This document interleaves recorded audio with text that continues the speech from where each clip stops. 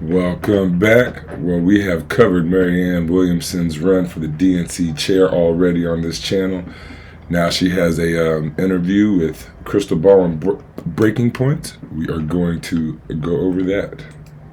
I'm thrilled to be joined this morning by Marianne Williamson, who is not only a former presidential candidate who was right about many things, and maybe the party would be in the country would be in a much better shape if they had listened to her, but also is a best-selling author and just all-around fantastic person and thinker who I always enjoy picking their brain. Great to see you, Marianne.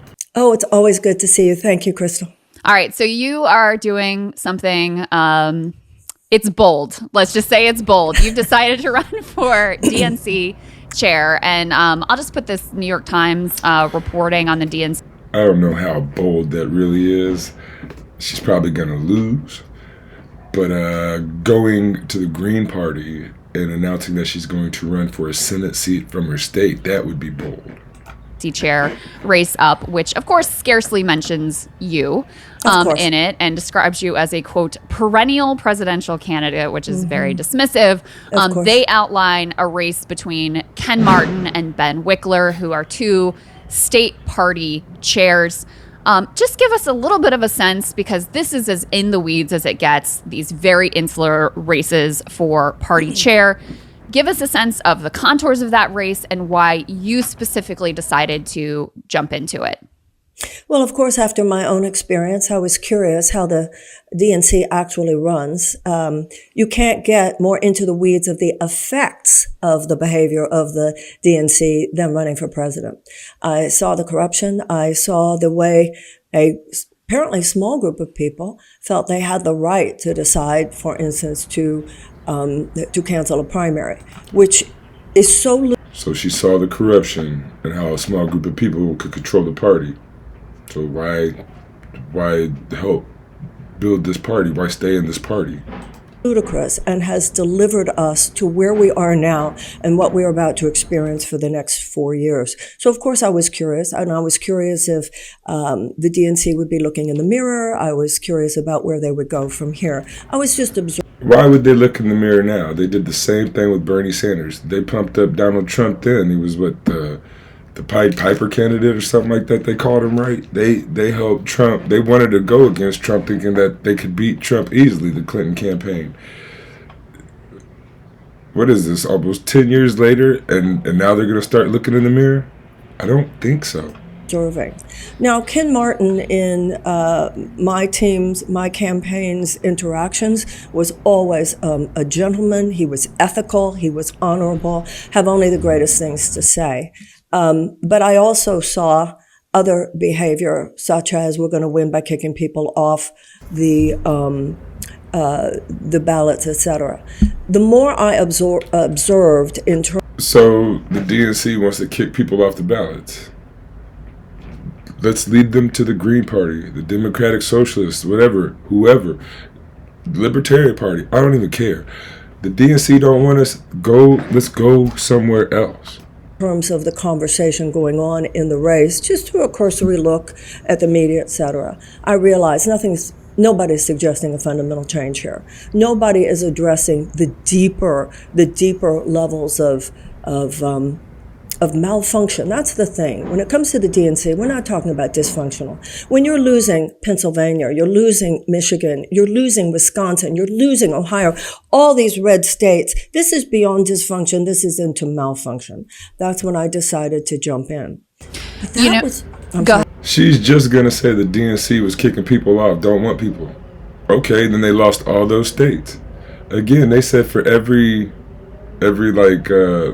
average worker they'll gain like 2 or 3 suburbanites or whatever. They do not want us. They do not want the working class. And while you guys over here acting like it has to be the Democrats or nothing else, that forces the working class to go to the Republicans because that's all they see. You guys should be calling up the Green Party. They should be on breaking points. They should have been on breaking points. This is January 6th. They should have been on at least 6 times, once a day. You should have somebody from the Green Party and pushing people to be Senate in their states and stuff. This is crazy. Why? What is the Democratic Party going to do for you? Nothing. Nancy Pelosi got her chocolate ice cream. She good. Chuck Schumer been taking donations from Donald Trump. They good. They don't want us. They do not. We need regular, everyday people to start signing up for the Green Party and start running for the Green Party. Go get on your local board for the Green Party. Go get on your local or your state senate for the Green Party. Marianne, Williamson, we need to get AOC in them. Come to the Green Party and run for like the federal stuff. This DNC is bull. Go ahead, Marianne, finish your thought. That was just the beginning. What's really been amazing is what I have discovered since. Amazing. Because in order to get up to those 40 signatures, in order to be a qualified candidate, you have to get on the phone and you're calling members of the DNC. There's one group, the one that has invisibilized and mocked and character assassinated me from the beginning, right, who clearly took this idea, do not answer her calls, do not return her texts, etc. Yes, let's pump this party up. The people I would get on the phone, what I learned is how this organization operates. The vast majority of the members of the DNC are deeply disempowered. The DNC itself runs its governance model. Did you just hear what she said? The vast members of the DNC are disempowered. So that means you're sitting here trying to work with the party that disempowers most of its members. Do not return her texts, etc. But the people I would get on the phone, what I learned is how this organization operates. The vast majority of the members of the DNC are deeply disempowered. The DNC itself runs, its governance model is everything we say we don't want this country to be. So let's pump up this party. It's a small group of elite, very opaque, by the way. You might have heard Zogby talk about the fact he's on the budget committee and he doesn't know the numbers. A small group of elite who take the same view within the organization that I felt as a candidate. Look, we got this. We're the grown-ups here. We know how this is done. We don't need your input. Really? Let me repeat. You lost Michigan, you lost Pennsylvania, you lost Wisconsin. You're losing the country. And Donald Trump is about to be inaugurated on January 20th. Meanwhile, there are incredible people who are members of the DNC. There is so much talent there. There's so much passion for everything you and I believe in. So much of a real devotion to progressive governance. So the first thing you have... So if the DNC is ran by the elites and the people don't get power there, and there's so many people there that have these progressive ideals like they do, like we do, then why not just take this whole group of people and just move to the Green Party? They want that. They want to be infiltrated. They want to be filled out, but by progressive people, by leftists, by forward thinkers. You cannot build a progressive movement through an incremental party like the DNC. It's not going to happen. It's not going to work. They want the same things the Republicans want. They just want to do it in a different way. Have to do is return the DNC itself, if it ever was. I don't know. But if it ever was, return it to what? The people? Because it never was. We put it now into alignment with the principles that we say. Right now, basically what this is about is a consultancy class, whether it is SDK Knickerbocker or Precision Strategies or whatever. This is about their having money. This is about their multi-million-dollar contracts, which are the governing principle. Their profits are the governing principle of the DNC. It is a failed business model. So their profits is the governing issue for the DNC, not the people. Not universal health care, not raising minimum wage, none of this stuff, because it'll take away the profits of the super uber rich. Why are you trying to promote? Why are you trying to promote this party? I don't understand why these liberals are doing this. You want to say you're a progressive, be a progressive, go to the Green Party, the Democratic Socialists of America, anywhere. You have this huge platform, Miss Crystal Ball. You could pump the Green Party up so much. Where are they at in between the elections? We're only out every 4 years because you ain't covering them. The mainstream ain't covering them. just like the mainstream, you ain't doing nothing for the progressives, really. You're the problem. You're the ones holding them to the right just a bit, keeping us in the DNC so nothing will ever change. You'll keep your $40 million and you don't get taxed. That's bull. We go talk about the Green Party. And again, Marianne Williamson, when you lose this DNC chair, please call the Green Party. In fact, I joined the Green Party the other day. I would talk about calling her, and we need to call. So I'm gonna do it. I'm gonna just call Marianne Williamson. I'm gonna call AOC. I'm gonna try to call all the squad members. I'm gonna call the different Green Parties and tell them to call them. We'll just let's recruit then, I guess. It is a failed messaging model. It is a failed organizing model. And you need a head of the DNC who's going to go in there, know what's really happening, which I believe the majority of DNC members do know. But a leader of chairman of the DNC who goes in and sets those things straight to the greatest possible extent. It's truly a racket. And it is. I know that you've actually obtained a significant milestone. You were able to get the 40 signatures required to be a quote unquote official candidate, which means get to participate in all the forums, get to officially make your case. Is that what that effectively means? Yeah, we had 42 by the time we said, we got it. Let's go. So yes, later this afternoon, I'll be on the labor forum.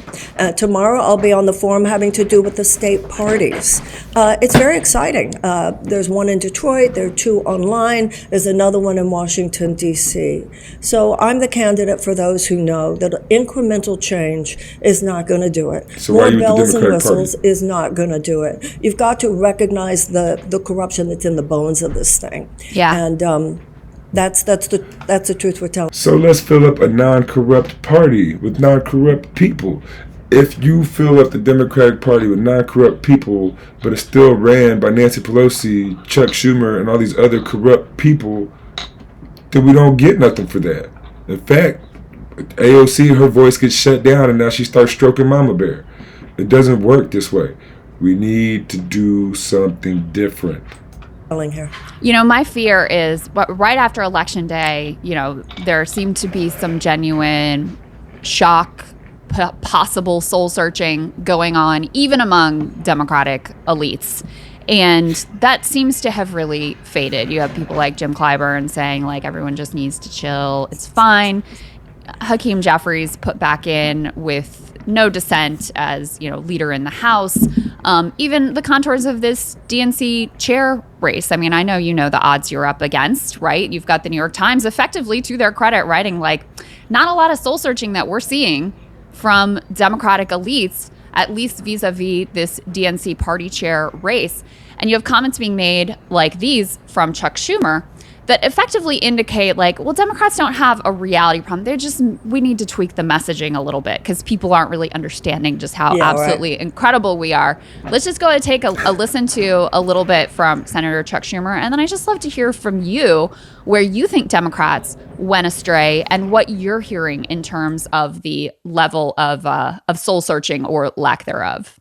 All too often, Kristen, we talked about the mechanics of the legislation and the details of the legislation, and we really didn't show the kind of empathy and concern to average, or show enough of it to average working families who didn't realize how much we had done and how much we care for them. So what we're going to do is spend a lot of time talking to working families, showing them how much we care about them. So, words and hugs. Again, this frames this as purely a messaging issue. And look, I do think Democrats have a messaging issue too. They had a president of the United States. They have a president of the United States who was really unable to articulate much of anything about much of anything.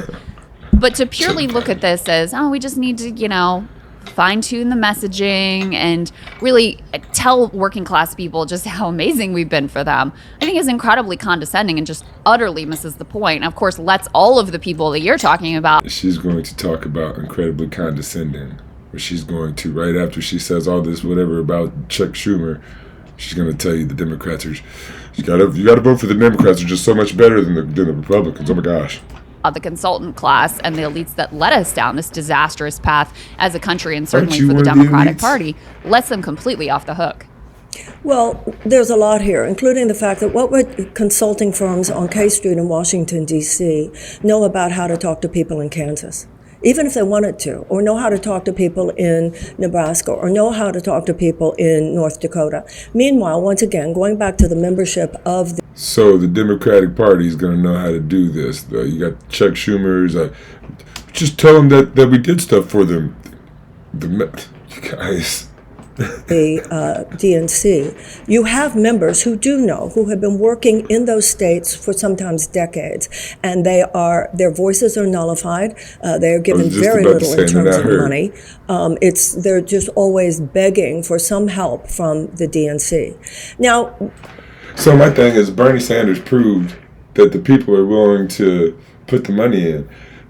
Every election cycle, they put in millions and now billions of dollars for the candidacy, right? If people join the Green Party, like especially Marianne Williamson and the people with name recognition, just throughout the country, joined the Green Party and did like a big move, and we had all these leftist YouTube channels just pumping out Green Party information and stuff, and then trying to get them on mainstream stuff too, so that just people know and like walk around, canvas, go to schools, whatever is legal. I'm not exactly sure, but go do the canvassing and stuff, and go meet people. And you got Marianne Williamson doing it, and people like just. What I was saying is Bernie Sanders showed that the people will donate. Okay, I got $29 a month or $19 a month, whatever it is, right? I'll donate that, and then my neighbor will donate that, and then we don't need the uber rich to fund our stuff. We just need people power. And then plus, once we get in office, we can start affecting laws and change and not have to rely on the people as much. We can do campaign finance reform once we get enough green people in. We can have it, publicly funded rather than donated to. If it was publicly funded, everybody would get roughly the same amount. I don't know exactly how you would do it. Like, I'm sure like higher races would get more than lower races type of deal. You get more to run for president than you would for whatever, for like Senate or whatever. But it would be publicly funded. Whoever you're running against, you guys would have more like equal funds than a rich guy running against a regular person. The greatest deviation is not on the matter of messaging, it's on the matter of values and principles. And what does progressive governance mean? What are the values of the Democratic Party? But he's not entirely wrong, because the Republicans... But the values of the Democratic Party are not progressive. They're very good about tending to their base. They talk to people all year in a non-condescending... Now, the greatest deviation is not on the matter of messaging, it's on the matter of values and principles. And what does progressive governance mean? What are the values of the Democratic Party? But he's not entirely wrong, because the Republicans are very good about tending to their base. They talk to people all year in a non-condescending way, and they keep people informed. Now, unfortunately, for people like us, they keep them informed, but in a non-condescending way. I kind of find this condescending when you guys will sit here and straight up tell you how bad the Democratic Party is, but then straight up tell you not talk about anything else, right? They're not talking about what we can do outside the Democratic Party. It's childish to say that's the only thing that we could do is just Democratic Party or bust, because we're just gonna bust. Always through the lens of the Republican playbook. What the Democrats have done, and I think to some extent that's what Senator Schumer was referring to, basically just show up every 2 or 4 years, always with a gimme attitude. Give us your votes, give us your money. Then you're supposed to just assume that we're going off into our wood-paneled rooms and we're doing what's best for you, right? And then we'll be back in 2 years to talk to you. Yeah. I do feel to some extent the Republicans don't walk their talk, but the Democrats haven't talked their walk. One of the reasons I want to be chair is that, if the Democrats have the White House, you have the largest megaphone in the world. If you have the Speaker of the House, you have a large megaphone. If you're in control of the Senate. We're not going to have any of those things over the next session. So the DNC has to be the megaphone. That's why it's not enough. Even the best of them who are talking about traditional political activism, we've got to become a prophetic voice, which is what traditionally the Democratic Party was. Someone who is out there and creating an entire communications network and infrastructure to be talking to people And a lot of that has to do with unleashing the power of those in these states who know how to talk to people in their states, including the fact if you're going to have a consulting firm working in Kansas, it should be a consulting firm in Kansas. It is the money. When you were saying it's a racket, it's the money that's kept right here. Earlier, you were talking about O'Malley, talking about how and David Plouffe saying we need more money. Yeah. Well, I have that clip. Let me just play that clip so people know what we're talking about here. And then I'll explain what that really means, right? Yeah, because it is extraordinary. So David Plouffe, we covered on this show, I'm sure you watched the big Pod Save interview with the Kamala Harris senior staff where they're like, we were perfect. We did everything right. People just don't understand. And one of the only critique, effectively, I don't want to overly generalize, but basically the only critique was David Plouffe saying like, we should have been a little more corrupt the way the Republicans were. Like, that's your takeaway. In any case, that's what we need to discuss. O'Malley gets asked this question about, hey, do you agree with David Plouffe on this from Jen Psaki over on MSNBC? Let's go ahead and take a listen to a bit of that. They're going to say the dude says we should have been more corrupt like the Republican Party, and this is the party that they're trying to get people to be behind. Exchange. Let me ask you about something that David Plouffe said on Pod Save America, someone you and I both know. He said, quote, we have to stop playing a different game as it relates to super PACs than Republicans. They coordinate more than we do. I'm just sick and tired of it. And he was talking about kind of legal advisors saying to the DNC and others, you can't coordinate at all with super PACs while Republicans are doing that. What do you make of that? I think there's to that observation, and that's what I've heard as well, talking to people, both lawyers and also people within the DNC. We need to make greater use of the flexibilities, not to do things illegally, but we need to be making greater use of the flexibilities in the law, especially for moving money around, spending dollars appropriately on things so that, say, Hakeem Jeffries and his congressional candidates don't have to spend that money on if we can do it as a party. So we need to make better use of all of the flexibilities that are in the law. Because now, what if you or I were to say that about, say, drug laws or just laws in general? We need to use the flexibility. This is the party that they're trying to tell you that you need to be a part of.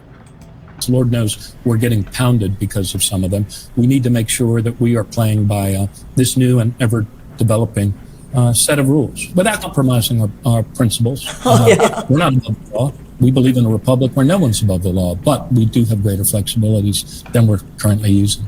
Use more flexibility in the law, Marianne. What do you say to that? What these people are doing, including Plouffe, are trying to deflect from what really happened here. Remember, Hillary Clinton had a lot more money than Donald Trump did. So it's because of people like him that if regular people or good people try to get in the party, like she said, they don't get a voice, right? They're gonna hold us down. They're gonna hold you down if you're a progressive or on the left. So why would you even try to mess with the Democratic Party when there are viable other options? Let's just fill out the other parties. It doesn't make no sense. But I mean, when you're stuck so I'm gonna leave it here. If you guys want to finish it, the source will be in the link or in the description. So they're all stuck on the Democratic Party because they don't get their information from across the spectrum.